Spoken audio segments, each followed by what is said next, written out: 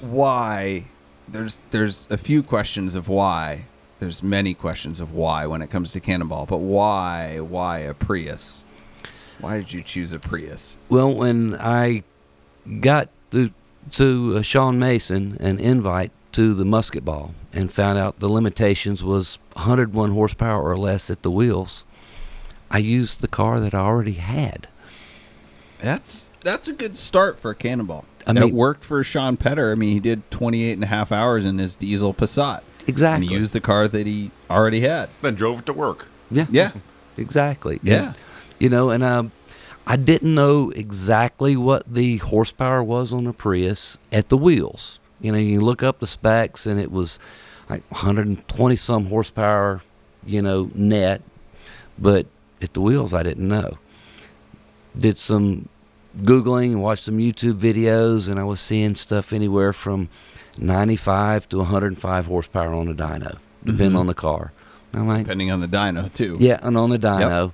And so I was like, okay, I'm within the spirit of the event. If I'm over, it's not going to be my much. If I'm under, it's not going to be my much. And it was an interesting story when they put it on the dyno.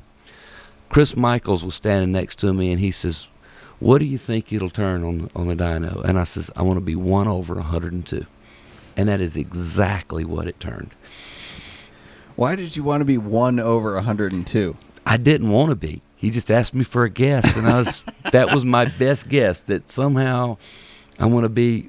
You knew there was potential severe penalties for being over 100 horsepower. I didn't know what the penalties were. Yeah. I I didn't- didn't either. If I had known they were going to be so light, we probably would have Yeah, gone for broke. I but- thought they would be time penalties. You lose 10 minutes per horsepower or something like that. Right. I didn't know it was going to be 24-hour lemons, John Vaccaro, funny penalties. Oh, I knew that, but that's what scared me. Is I figured they'd be off the chain. Well, at least You got around, take your pants off and do a dance at every state line or something like that. Yeah. The live lobster. yeah, that was I was about to bring that up. The live lobster was an option till Yeah, there was a potential that if you were over 100 horsepower, you had to carry a live lobster from New York to Los Angeles and keep it alive. And if it died, you were disqualified. Oh, and you had to snip the rubber bands off its claws while it was in your vehicle. You couldn't remember that part of it. Yeah. Yeah. I was like, so yeah, live lobster crawling around at your feet. Yeah, nobody took that option. I was disappointed that they gave them options because we were under 100 horsepower. Everybody thought Irony and I were going to cheat, and we didn't. In fact, we were so bad at trying not to cheat that instead of coming in at 99 horsepower, we came in at like 85 because he ran it on prior to the event. So we had a Honda Insight with a TDI swap, which we knew was, we picked the Insight for the aerodynamics and the TDI for the torque because there's no limit on torque. And before the event, he had it tuned, and it was like 180 horsepower. So he had to detune it significantly. Oh, wow. So he was trying to dial it in to exactly 98, 99, but enough so we'd have a little margin of error for whatever elevation, air density, whatever dyno we put it on. But he has an all-wheel drive dyno at his shop. And so he put it on the all-wheel drive dyno, but didn't disconnect the other roller. So that skews it. And he didn't find this out until we got there. So he tuned it to like 98.5 or something like that. So it turned it down to where it was a slug. Yeah. And then it was 86 horsepower. So we tried so hard to be so close. Well, you didn't have a and laptop failed. in the car to adjust things after the dyno? No, we didn't. Okay. No, Because there was talk that some of the guys were doing that, Maybe some people personally had that. didn't witness or see it. I had to. We talked about it, but when I talked to Vaccaro about the rules of the event, because any event with rules, there's rules and then there's wink rules, right? Yeah. So racing is all about cheating and how much you can get away with. So he came back with a fairly firm answer of if you're asking the question, you're outside of the spirit of the event already. And I said, okay, fine. Maybe you're coming down a little too harsh on me, but I was asking because so many people are asking and joking around about cheating. And I'm like, is this a wink, wink, we're all going to cheat event, or is this a solid, you can't be over 100 horsepower? And so once I got that answer, I'm like, all right, cool. We're not going to use the resources at our disposal to cheat better than anybody else. We're going to be at 100 horsepower. But we failed at that. Those TDIs would come out of nowhere. That was the crazy thing about that event. Oh. Everyone in a TDI, they'd come out of nowhere and just be gone. After we left Darien and finally got on to the highway, I'm in the left lane and traffic was heavy, and I see this white blur come passing behind me, allegedly in the median. They may not have been in the median, and they were gone. Just gone. Never saw them again. Never saw them again until California.